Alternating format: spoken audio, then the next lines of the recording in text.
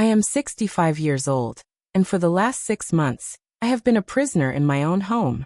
The ironies of life are often cruel. I spent 40 years building this estate with my late husband, Robert. We picked out every piece of marble in the foyer, every oak beam in the ceiling, and every rose bush in the garden that now looks overgrown and neglected through my window. I thought these walls were a fortress of safety. I never imagined they would become a cage, or that the person holding the keys would be someone I once welcomed with open arms.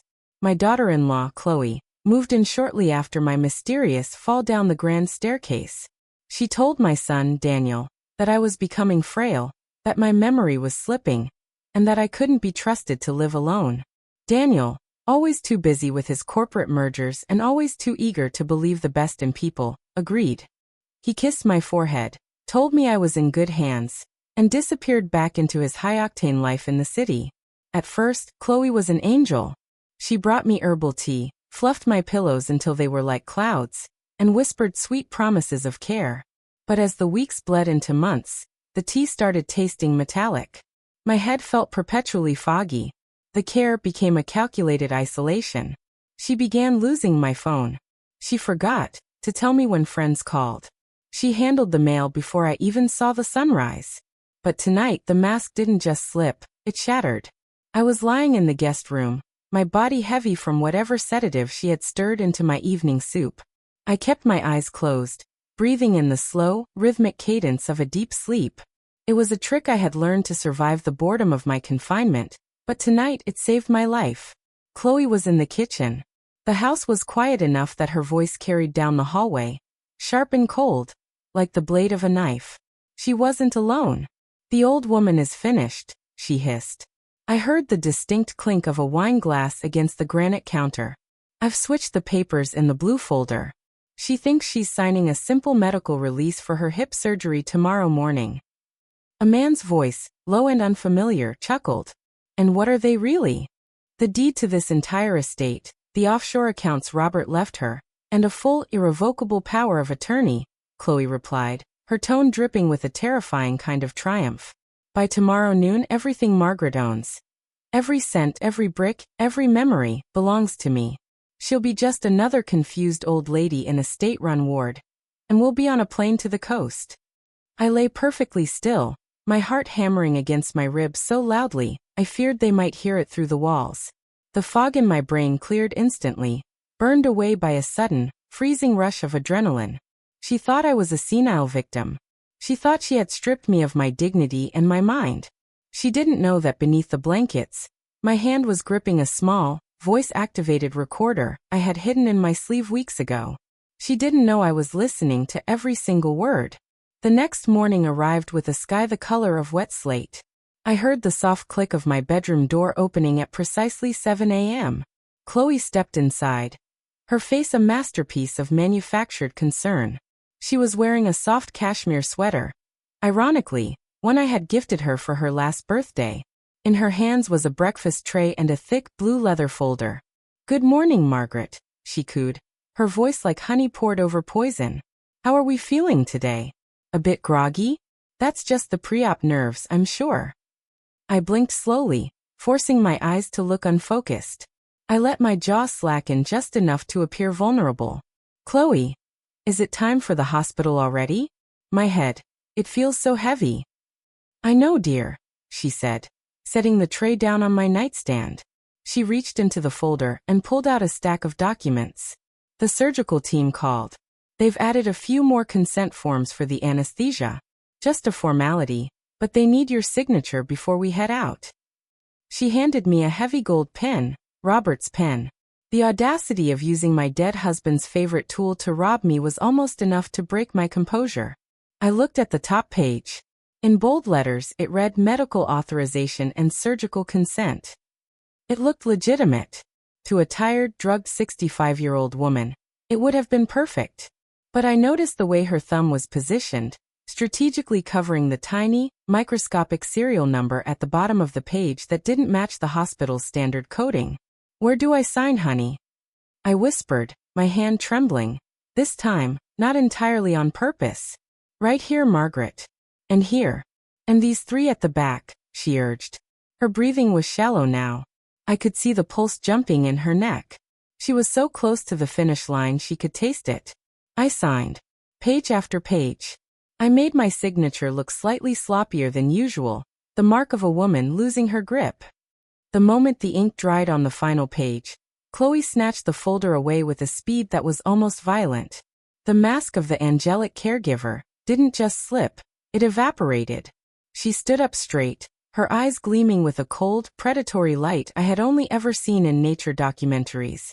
"Is everything okay, Chloe?" I asked, pulling the blanket up to my chin.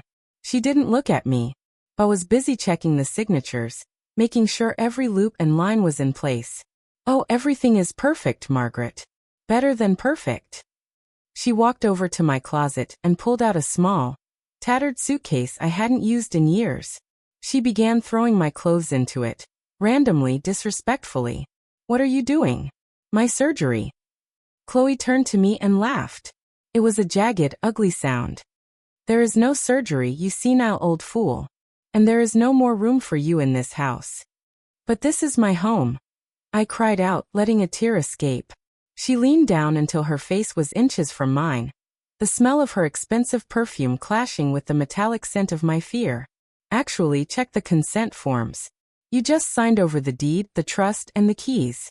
This house is mine. And you? You're going for a long ride. Pack your bags, Margaret. You're going to a place where they specialize in people who don't remember who they are." The silence that followed Chloe's declaration was absolute, heavy with the weight of 40 years of history being erased in a single heartbeat. I watched her through the veil of my frail persona, seeing the woman she truly was. A scavenger picking through the bones of a life she hadn't helped build. "Get up," she commanded. Gone was the melodic cooing. Her voice was now as flat and gray as the morning sky. "The car will be here in 20 minutes. I've already contacted the Westbrook Sanitarium. They have a bed waiting for you in the memory care wing. Secure, locked, and very far from here." I moved slowly, letting my legs dangle over the side of the bed. I made sure to stumble slightly, grasping the nightstand for support. "Chloe, please. Think of Daniel. What will my son say when he comes home and finds his mother gone? He loves this house. He loves me." Chloe's lip curled in a sneer as she zipped the small suitcase shut. "Daniel? Daniel believes what I tell him to believe. I've spent months feeding him stories about your episodes. The time you left the stove on, which I actually did. The time you wandered into the garden at midnight screaming for Robert, which I staged while you were drugged. To Daniel, you aren't his mother anymore. You're a liability, a heartbreaking shadow of a woman who needs professional help." She walked over to the vanity and picked up the small silver bracelet my sister had given me. She looked at it for a second, then tossed it carelessly into the trash bin. "You won't need jewelry where you're going. They don't allow sharp objects or valuables." Every nerve in my body screamed to lunge at her, to show her that a 65-year-old woman fueled by righteous fury is twice as dangerous as a 30-year-old fueled by greed. But I stayed still. I stayed Margaret. "I built this kitchen, Chloe," I whispered, my voice sounding thin and broken. "I raised Daniel in these hallways. Your children, my grandchildren, were supposed to grow up here." "My children will grow up here," she countered, checking her reflection in the mirror and adjusting her hair. "But they'll do it with a mother who owns the walls, not a grandmother who hides in the guest room smelling of liniment and mothballs. Now walk, or I'll have the driver carry you out, and I promise he won't be gentle." She grabbed my elbow, her grip tight enough to leave bruises, and forced me toward the foyer. As we descended the grand staircase, the very stairs she claimed I had fallen down, I looked at the portraits on the wall. Robert's eyes seemed to follow us, but they didn't look sad. If anything, they looked expectant. He always knew I was the better strategist. The foyer was cold. Chloe had turned the heat down, a petty final gesture to save a few dollars on a house she thought she now owned. My large suitcase sat by the door, looking pathetic and small in the vastness of the marble entryway. "Wait," I said, stopping near the heavy oak door. I think I left my wedding ring on the nightstand. I can't leave without it. It's all I have left of Robert." Chloe rolled her eyes, her impatience reaching a boiling point. "For God's sake, Margaret. We don't have time for your sentimentality. Please, I sobbed, a genuine tear of frustration hitting my cheek. It's worth $50,000. If I lose it, it's gone forever. The mention of the price tag worked like a charm. Greed is a predictable compass. Her eyes lit up. Fine. Stay here. Don't move an inch. If you try to run, the gates are locked and the security system is armed. I'll be back in 2 minutes. She turned and ran back up the stairs, her heels clicking rhythmically against the wood. The moment she disappeared around the landing, the frail old lady vanished. I stood up straight, the ache in my joints ignored.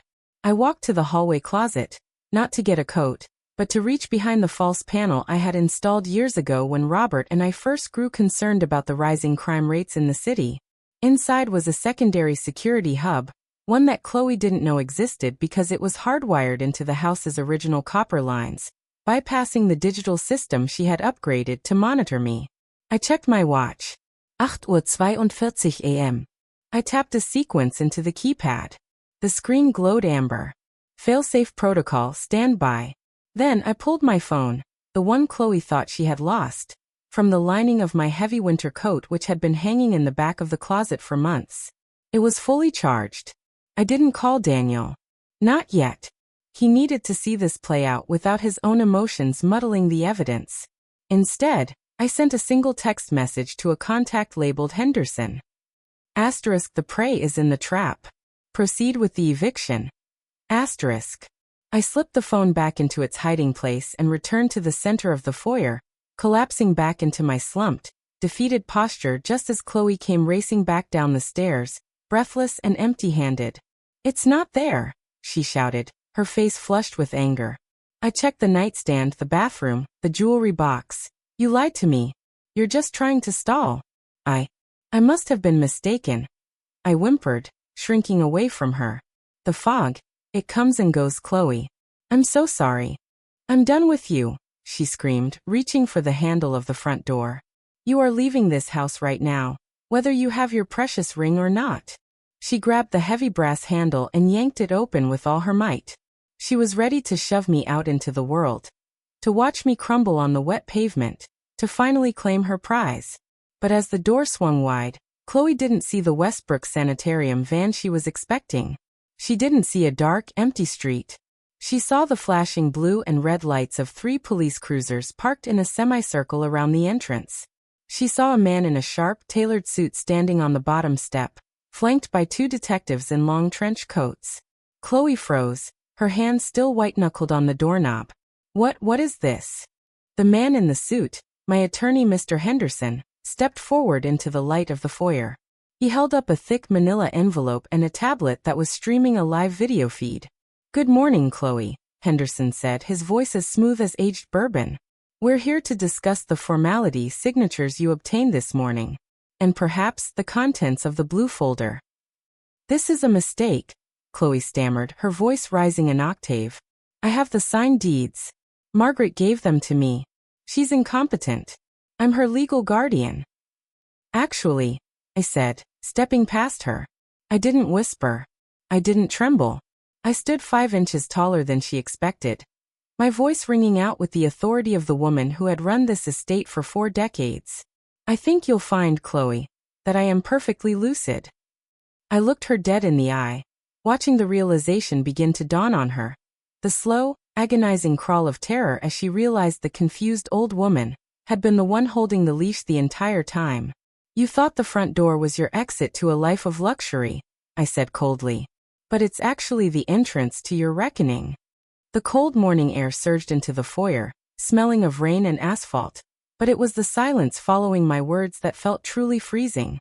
Chloe remained paralyzed at the threshold, her body caught in the kinetic energy of a victory that had just been snatched from her fingers. Behind her, the house Robert and I had built stood as a silent witness. In front of her, the weight of the law waited in the driveway. Margaret, Chloe whispered, the name finally sounding like a question rather than a command. She looked at me, then at the police, her eyes darting like a trapped bird. I don't understand. You're sick. You're confused, Daniel said. Daniel said what you told him to say, Chloe, I interrupted, my voice cutting through her stammering with surgical precision. But Daniel isn't here to save you this time. In fact, Daniel was the one who provided the final piece of evidence we needed to bring the detectives here this morning. Detective Miller, a man with eyes as weary as a storm-tossed sea, stepped into the light of the entryway. He held up a badge that gleamed under the foyer's chandelier. Mrs. Vance, we've been monitoring this residence for the past 48 hours. We have a warrant to seize all digital devices and the contents of that blue folder you're holding. Chloe clutched the folder to her chest, her knuckles turning bone white. You can't. This is private. These are legal documents. Margaret signed them. She's suffering from dementia. I'm her caregiver. Mr. Henderson, my lawyer, stepped onto the marble floor, his polished shoes clicking with an air of finality. He tapped the tablet in his hand, and a recording began to play. It wasn't a grainy, distant audio. It was crystal clear. Asterisk, the old woman is finished. By tomorrow noon, everything Margaret owns belongs to me. Asterisk. Chloe's jaw dropped. The color drained from her face, leaving her looking as gray as the limestone steps outside. That's not, you were spying on me? I was protecting my life, Chloe, I said, walking toward her. Every step I took was deliberate, a reclamation of the space she had tried to steal. You moved into my home under the guise of family. You poisoned my tea with just enough sedative to make me appear unsteady to my son. You staged scenes of confusion to make Daniel believe I was a danger to myself. But you made one very expensive mistake. I stopped just inches from her. She shrank back, her predatory bravado replaced by a shaky, desperate fragility. You thought being 65 meant I had stopped paying attention. I continued. You thought my foggy days were real. But I've been a programmer and a strategist since before you were born. I knew the taste of that sedative the second day you put it in my cup. After that, I never drank another drop of your tea. I poured it into the rose bushes, those bushes you neglected, and I watched you. I watched you plan your little heist as if I were a piece of furniture. I have the deeds, Chloe screamed, suddenly lunging toward the door as if she could run past the officers. Detective Miller's hand was on her arm in a second, firm and unyielding. She signed them. The house is mine. Check the folder, Detective, Henderson said calmly. Miller took the blue leather folder from Chloe's shaking hands. He opened it, flipping through the pages. Chloe was smirking again, a dying spark of hope in her eyes. She had seen me sign those papers. She had watched my hand move. But as the detective reached the final page, he frowned. He held it up for Chloe to see. This isn't a property transfer, Ms. Vance, Miller said. Chloe leaned in, her eyes wide. What? No, I printed them. I had my lawyer. You had a co-conspirator, Chloe, I said. But he was more interested in his own safety than yours. When Mr. Henderson contacted him 3 days ago with proof of the wire fraud you were committing, he was very quick to switch the documents you brought into this room. Chloe looked at the paper in the detective's hand. At the top in bold, undeniable print, it read, Voluntary confession and admission of elder abuse, financial fraud, and intentional distress. Below the heading was a detailed 3-page account of everything Chloe had done. The sedatives, the isolation, the manipulation of Daniel, and the plan to commit Margaret Vance to an institution. And at the bottom, in the space marked for the signature, was Chloe's own name. I didn't read it, Chloe gasped, her voice falling into a hollow pit of despair. She gave me a stack. She told me to sign the witness line. I thought. Greed makes you blind, Chloe, I said. You were so eager to have me sign away my life that you didn't notice I had swapped the folders when you went to check on the breakfast. I signed the medical forms you expected, but I placed this confession on the bottom of the stack for you to sign as the witness. Only you didn't sign as a witness. You signed as the declarant. Henderson tapped the tablet again. And because you used Robert's digital signature to verify the initial drafts on the bank's server this morning, the blockchain recorded the origin point. It wasn't the hospital. It was your laptop, upstairs, using a VPN we've already bypassed. Chloe looked at the handcuffs hanging from Detective Miller's belt. The reality of the situation was finally sinking in. The front door she had opened to cast me out was now the gateway to her own destruction. "Where's Daniel?" she asked, her voice cracking. "I want to see my husband." "Daniel is at the station, Chloe," Detective Miller said, gesturing to the officers to step forward. "He's been watching the live feed from the hidden cameras your mother-in-law installed. He's seen and heard everything. He was the one who signed the complaint for the sedatives." A sob broke from Chloe's throat. Not a sob of regret, but of a loser who had realized the game was over. "You're a monster," she hissed at me as the officers moved in. "No, Chloe," I replied, my voice as calm as a frozen lake. "I'm a mother who raised a son to believe in the best of people. And I'm a widow who Robert trusted to keep this family foundation strong. You weren't a part of that foundation. You were the rot in the wood." As the officers turned her around and clicked the metal cuffs into place, Chloe started to scream. She screamed about the money, about her rights, about how she was too young to go to prison. They led her down the steps, past the black SUV, and into the back of a cruiser. I stood on the porch, watching as the blue and red lights reflected in the puddles on the driveway. Mr. Henderson stood beside me. "Are you all right, Margaret?" I took a deep, clean breath, the first one in 6 months that didn't feel heavy with suspicion. "I'm 65, Thomas," I said, calling him by his first name for the first time. "I have my health, my mind, and my home. And most importantly, I have the truth."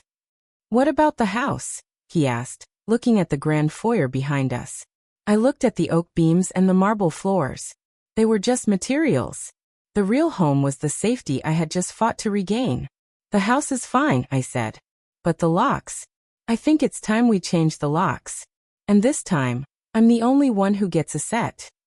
I walked back inside, and for the first time in a long time, I closed the front door myself.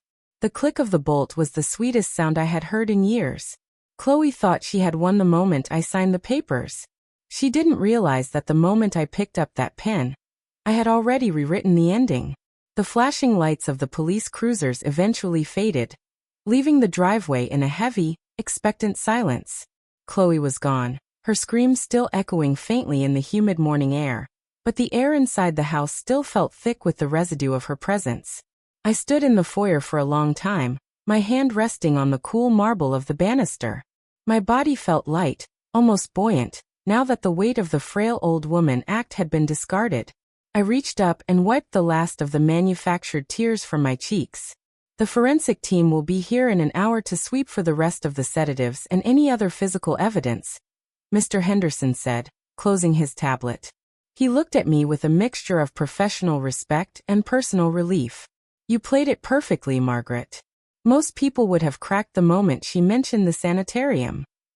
"I've had 65 years to learn how to keep a secret, Thomas," I replied, my voice finally reclaiming its natural, sharp resonance. Chloe's biggest mistake was assuming that silence equals absence. She thought because I wasn't speaking, I wasn't there. I walked toward the kitchen, the very place where Chloe had plotted my professional and mental demise. On the counter sat the blue folder, now a piece of evidence.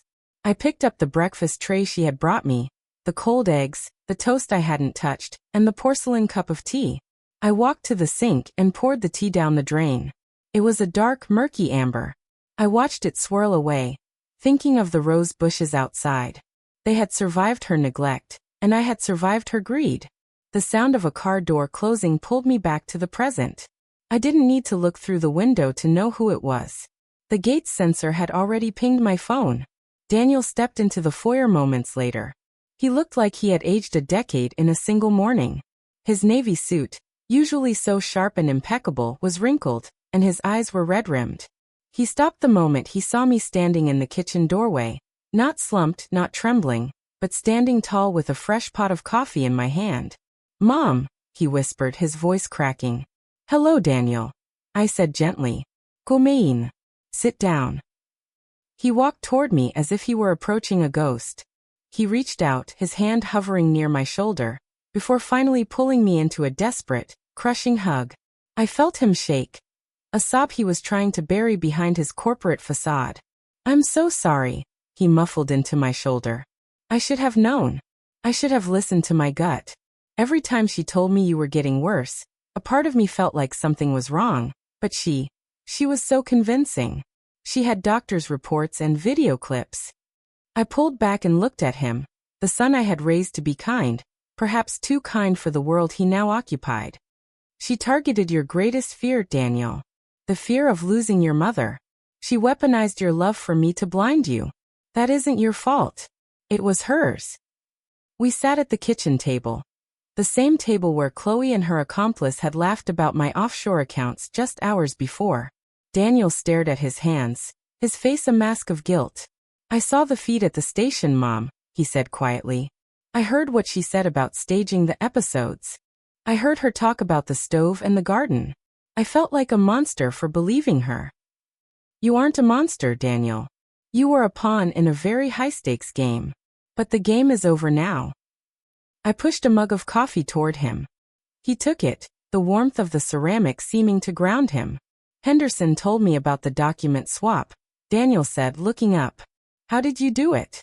How did you get her lawyer to turn on her? I leaned back, a small, weary smile playing on my lips. Her lawyer, Marcus Thorne, is a man of limited loyalties and infinite debts. When I first suspected Chloe was drugging me, I didn't call the police. I knew they would see a confused old lady and a devoted daughter-in-law. Instead, I hired a private investigator to look into the people Chloe was seeing. I took a sip of my own coffee. Thorne was easy to find. He's a bottom feeder who specializes in expedited estate transfers. But he also has a very expensive gambling habit. Henderson approached him with a choice. Go down with Chloe for wire fraud and elder abuse, or help me swap the folders and walk away with a clean record and a consultation fee that would clear his markers. Daniel blinked, as if seeing his mother for the first time. You orchestrated all of it from inside that guest room? While she was drugging you. I was only drugged for the first 3 days, Daniel. I corrected him. After that, I knew the taste. I knew the timing. I spent the last few months observing her. I watched where she kept her keys. I watched her enter her passwords, and I recorded her conversations. Every time she thought I was wandering in the garden, I was actually meeting Henderson at the far end of the property, where the cameras don't reach. I reached into my pocket and pulled out the small digital recorder. The hardest part wasn't the act. It was seeing the look in your eyes every time you visited. Seeing you believe that I was disappearing. That hurt more than any sedative she could have given me. Daniel reached across the table and squeezed my hand. I promise, Mom, I will never doubt you again. Never. Don't make promises you can't keep, Daniel, I said with a touch of wit. I am 65. I will eventually get old. But today? Today is not that day. The house felt larger now, as if the walls themselves were exhaling. But as we sat there, a thought occurred to me. One that Thorne had whispered to Henderson during the swap. There's something else, Daniel, I said, my tone shifting to something more serious. Chloe wasn't acting alone. Marcus Thorne was the muscle, but there was another voice on the recordings.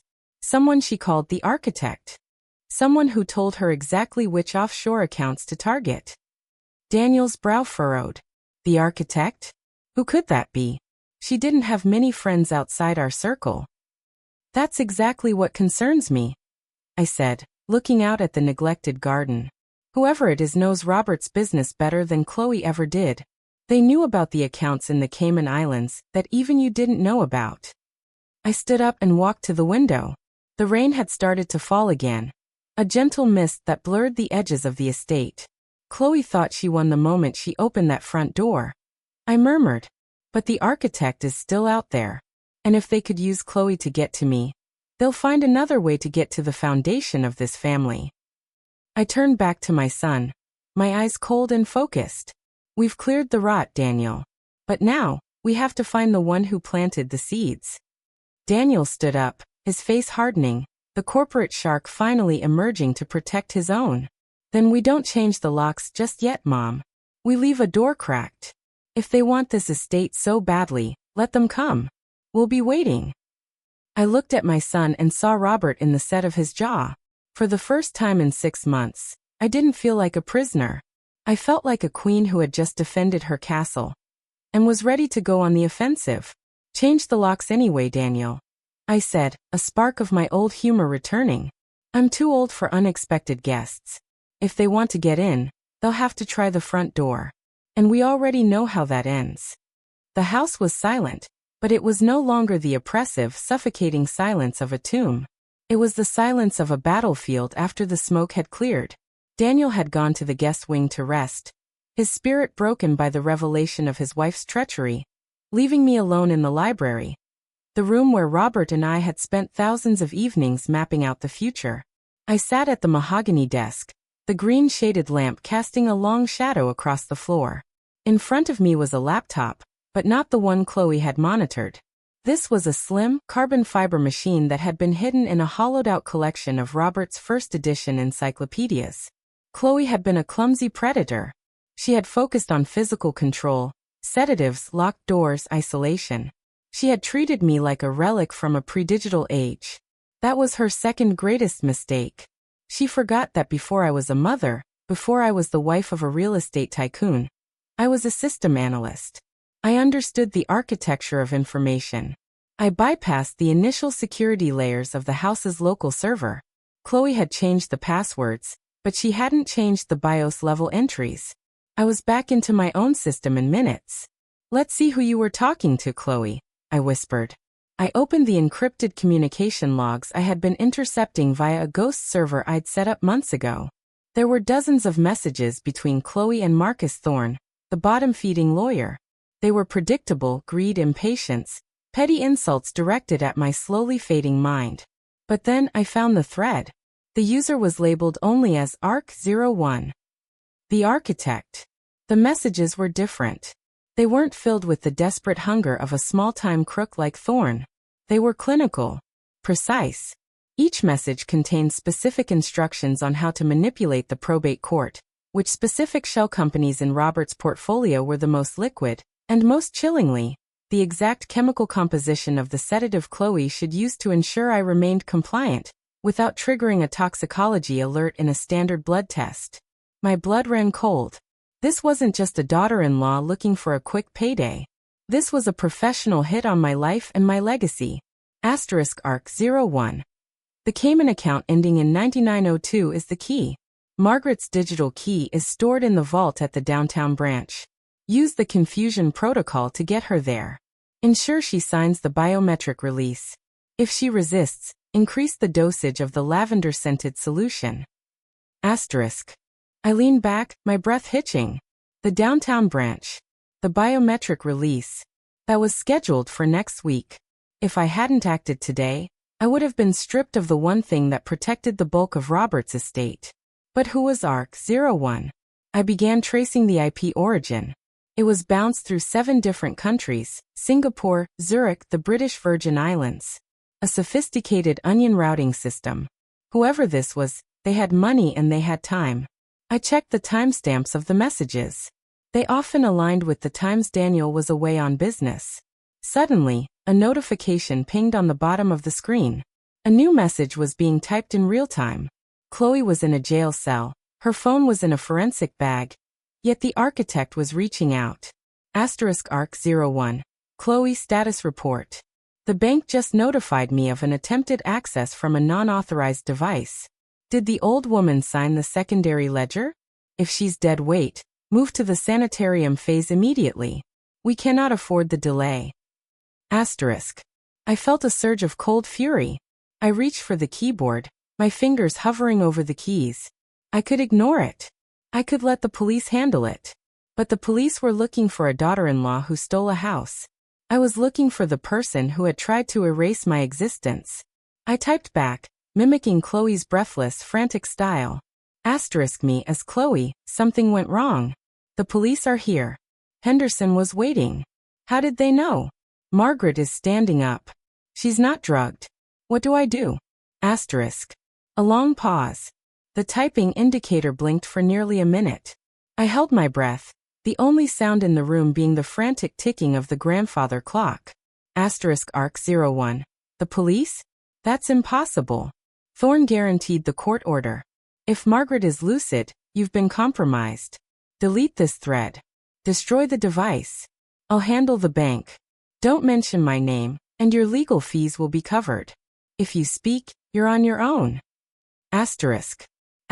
*Me as Chloe, I need a name. I need to know who is backing me, or I tell them everything. I'm not going to prison for your plan. Asterisk. Another pause. Then the response came, and it felt like a physical blow to my chest. Asterisk arc 01. Don't be a fool, Chloe.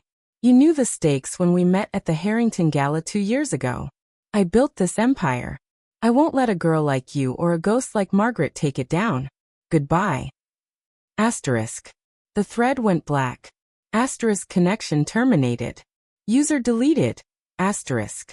I stared at the screen, the words Harrington Gala echoing in my head. 2 years ago. That was the night Robert and I had been honored for our lifetime of philanthropy. Daniel had been there. Chloe had been there. And so had Robert's former partner, Arthur Sterling. Arthur had been Robert's right hand for 30 years before a disagreement led to a very quiet, very expensive split. Arthur had wanted to move the company into aggressive, high-risk predatory lending. Robert had refused, wanting to keep the family name associated with integrity and community building. Robert had died believing Arthur was retired in the south of France. But the messages, the clinical precision, the knowledge of the biometric release, that was Arthur's signature style. He didn't just want money, he wanted the company back. He wanted to prove that Robert's vision was a failure. I closed the laptop slowly. Chloe hadn't been the architect. She had been the tool. She was the one who had been lured in by a powerful man at a glittering party, promised a life of effortless wealth if she could just handle her mother-in-law. I stood up and walked to the window. The rain was coming down in sheets now, washing away the dirt from the driveway. I looked at my reflection in the dark glass. I saw a 65-year-old woman. I saw the bruises on my arm where Chloe had gripped me. I saw the fatigue in my eyes. But I also saw the woman who had helped Robert build a kingdom. Arthur. I whispered to the empty room. You think you're playing against a ghost. You think because I'm 65, I'm an item on a balance sheet to be liquidated. I turned away from the window, my mind already spinning with the next set of moves. I didn't need to change the locks just to keep people out. I needed to open the doors to let the right people in. I walked to the hallway closet and pulled out my phone again. This time, I didn't text Henderson. I dialed a number I hadn't called in years. A contact in the Federal Bureau of Investigation's Financial Crimes Division. An old friend who owed Robert a very large favor. Hello, Julian? I said, my voice steady, my spine like iron. This is Margaret Vance. I have a digital trail that leads to the Harrington Global Network. I think it's time we discuss the architect behind my daughter-in-law's recent career change. I hung up and looked toward the stairs. Daniel was sleeping. Chloe was in a cell. The front door was locked. But the war was far from over. And for the first time in 6 months, I wasn't the one in the trap. I was the one setting it. Arthur thought he could hide behind a screen name. He didn't realize that when doors close, some people don't just sit in the dark. They learn how to see through the walls. The dawn didn't break so much as it bled through the gray mist clinging to the Hallbrook Hills. I hadn't slept. I spent the remaining hours of the night in Robert's study, surrounded by the scent of old leather and the hum of the carbon fiber laptop. By 6 a.m., the digital trail was no longer just a collection of whispers. It was a map. Arthur Sterling thought he was a ghost, a mastermind operating from the shadows of the south of France. He believed that by using a greedy girl like Chloe as his proxy, he could reclaim the kingdom he felt Robert had stolen from him. But Arthur had grown arrogant in his exile. He forgot that a map is only useful if the person tracking you doesn't already know the terrain. At 8 a.m., the front doorbell rang. It wasn't the police, and it wasn't a lawyer. It was a courier delivery. A single, elegant black invitation card with a gold-embossed seal. The Harrington Global Heritage Gala. It was scheduled for tonight. I looked at the card, a cold smile touching my lips. Arthur wasn't in France. He was here. He was coming to the very place where he had recruited Chloe 2 years ago, likely to celebrate the final liquidation of my assets. He didn't know the bank had frozen the transfers. He didn't know Chloe was currently wearing a standard-issue orange jumpsuit. He thought the architect was about to move back into the penthouse. Mom. Daniel appeared at the library door, holding 2 mugs of coffee. He looked better after a few hours of sleep, the fog of manipulation finally lifting from his eyes. Henderson just called. The bank has confirmed that the digital keys were never successfully used. Your estate is secure. I took the coffee, the warmth grounding me. The estate is secure, Daniel, but the family isn't. Not until the person who put Chloe in this house is dealt with. I handed him the black invitation. Daniel's face hardened as he read the name on the back of the envelope. Arthur Sterling. He's back. Daniel whispered. But he told the board he was retired. He's been out of the picture for years. He was never out, Daniel. He was just waiting for a weakness. He found it in your choice of a wife, and he tried to use my age to finish the job. I stood up, smoothing my silk robe. Get your best suit ready, son. We're going to a party. The Holbrook Grand Hotel looked exactly like it had in my memories, a monument to power and glass. The red carpet was rolled out, the paparazzi were snapping photos of the city's elite, and the air was thick with the smell of expensive perfume, and even more expensive lies. Daniel walked beside me, his posture rigid. I was wearing the silver blue gown Robert had bought me for our 40th anniversary. I wore the pearl necklace, too. I didn't look like a victim. I didn't look like a woman who had spent 6 months being drugged. I looked like the matriarch of the Vance legacy. We bypassed the main registration line. The staff recognized the Vance name instantly, though I saw the confusion in their eyes. They had likely been told I was indisposed.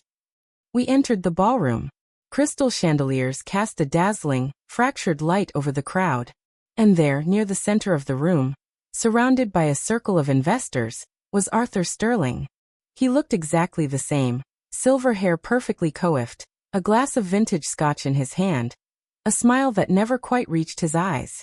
He was holding court, gesturing toward a large digital display that showed the Harrington Global Growth projections. I didn't rush. I didn't cause a scene. I walked slowly, the heels of my shoes clicking with a rhythmic, predatory grace on the marble floor. Arthur saw us when we were 10 feet away. His glass faltered midair. The practiced smile on his face didn't slip, it froze. Margaret, he said, his voice a smooth, oily baritone. What a monumental surprise. Daniel told us you weren't feeling yourself lately. Reports of my decline were greatly exaggerated, Arthur. I said, my voice carrying just enough to quiet the surrounding circle, mostly by people who had a vested interest in my absence. Arthur chuckled, a sound like dry leaves skittering on a grave. The aging process is a difficult transition. We all have our foggy days. My mind has never been clearer, I replied. I stepped closer, into his personal space, the way Robert used to do when he was closing a deal. In fact, I spent the morning reviewing some very interesting architecture. Digital architecture. Do you recognize the name ARC-01? The color didn't leave Arthur's face. He was too professional for that.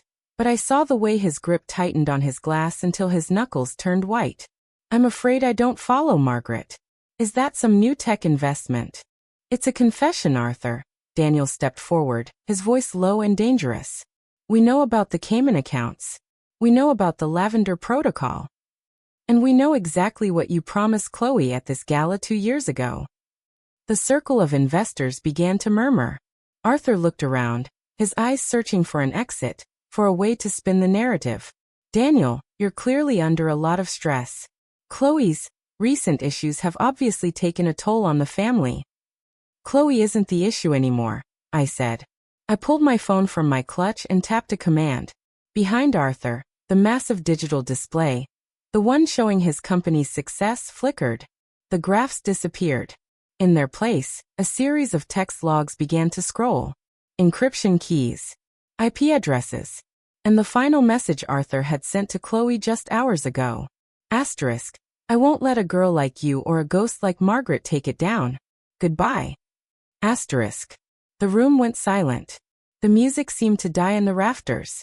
Hundreds of the most powerful people in the city stared at the screen, then at the man standing in the center of the wreckage. That is Harrington Global's private server, Arthur hissed, his composure finally shattering. You hacked a corporate entity? That's a federal crime, Margaret. No, Arthur, I said, stepping back and gesturing toward the ballroom entrance. I didn't hack anything. I provided a digital trail to the proper authorities. I'm just the one who opened the door. 2 men in dark suits, Julian and his team from the FBI, walked through the crowd. They didn't stop until they were standing directly in front of Arthur Sterling. Arthur Sterling? You're under arrest for conspiracy to commit wire fraud, elder exploitation, and the attempted illegal seizure of the Vance estate, Julian said. As they moved to escort him out, Arthur turned back to me. His face was a mask of pure, unadulterated hatred. You're an old woman, Margaret. You're a relic. You should have stayed in the dark. I adjusted the silver bracelet on my wrist, the one Chloe had thrown in the trash, the one I had retrieved and cleaned. The thing about being a relic, Arthur, I said, is that we're made of much harder material than the things they build today. You tried to break the foundation. You should have checked the small print. I watched as they led him away, his protests drowned out by the sudden, frantic whispers of the crowd. Daniel stood beside me, exhaling a breath he seemed to have been holding for years. It's over, Mom. Truly over. I looked around the ballroom. The crystal chandeliers were still bright, the people were still powerful, and the house on the hill was still standing. No, Daniel, I said, a touch of wit returning to my voice as I looked at the black invitation card on the floor. It's not over. It's just under new management. I turned toward the bar. I didn't want tea. I didn't want soup. Let's get a drink, son. I'm 65 and I think I've earned a glass of Robert's favorite scotch. We walked through the ballroom, and for the first time in 6 months, I didn't look back to see who was following. I knew exactly who had the keys. And this time, the front door was staying open only for the people I invited in. Arthur and Chloe thought they could win by closing doors. They didn't realize that when you close a door on a woman like me, you don't just leave her in the dark. You give her the quiet she needs to plan your ending.